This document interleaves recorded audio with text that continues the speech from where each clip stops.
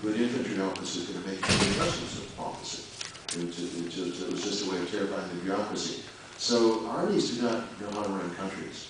And good armies understand that and get out of the business as soon as they can. And to its credit, to some degree, I think Chiani sees that. But again, the army over 35, 40 years has so weakened civilian society that it's hard to find competent civilians. It's a chicken-egg problem. You know, which comes first, a modern society, a modern bureaucracy, or an army? And when the army keeps on intervening to stabilize things, it further weakens the bureaucracy. As I told Bashar, I said, sooner or later, you've got to trust the civilians to make their own mistakes, but the people of Pakistan correct their mistakes. That's how democracy is run. And I don't see much sign of that in Pakistan yet, but I do praise Chiani for at least understanding the problem. In looking ahead, I think that Pakistan will always have elements of democracy in it.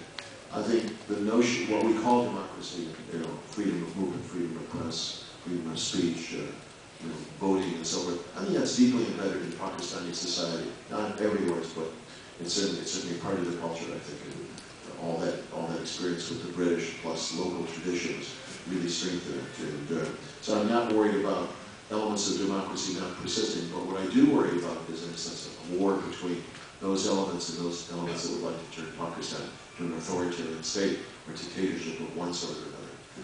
We're just finishing a project at Brookings on the future of Pakistan, and I commissioned about 14, 15 papers.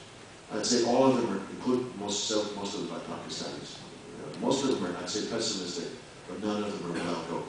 That is, with external help, with the army not meddling in the rise of new people in civilian politics, new groups, with a lively press, you might see Pakistan emerge as a stable and more democratic state. I wouldn't bet my job on it. In a sense, I'm very pessimistic about Pakistan. But frankly, I don't see any alternative for Pakistan. It's either that, some kind of democracy or quasi-democracy, or stable, which is simply cannot find its way and eventually decides to dismantle itself. There have been cases of this in the past. Russia, the Soviet Union did this. Other countries have sort of said and gone out of business. But because Pakistan has nuclear weapons, because it has a large capacity to train jihadis, this is something that is of vital interest to everybody else in the world.